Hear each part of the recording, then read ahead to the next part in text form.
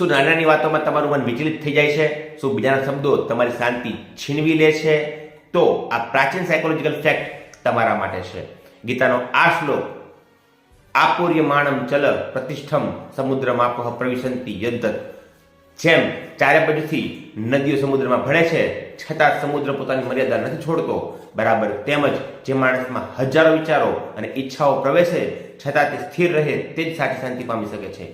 Modern સાયકોલોજીમાં આને emotional resilience કહેવામાં આવે છે. આપણી સમસ્યા એ નથી કે બહાર શું બની રહ્યું છે, પરંતુ સમસ્યા એ છે કે આપણે તેને અંદર કેટલી જગ્યા આપીએ છીએ. જ્યારે તમે રિએક્ટ કરવાને બદલે ઓબ્ઝર્વ કરવાનું શીખો છો ત્યારે તમે માનસિક રીતે અજય બની જાઓ છો. આજથી જ એક પ્રયોગ કરો. કોઈ તમને ખરાબ કહે તો તરત જ જવાબ આપવાને બદલે સમુદ્રની જેમ તેને સમાવી લો. તમારી શાંતિ તમારી મોટી તાકાત છે, તેને કોઈના શબ્દોના મુદ્દાથી તૂટવા ન દો. શું તમે તમારા મને સમુદ્ર જેવું બનાવવા તૈયાર છો? તો કોમેન્ટમાં લખો યસ. હું છું કોચ પ્રફુલ્લ. Stay stable. ધન્યવાદ.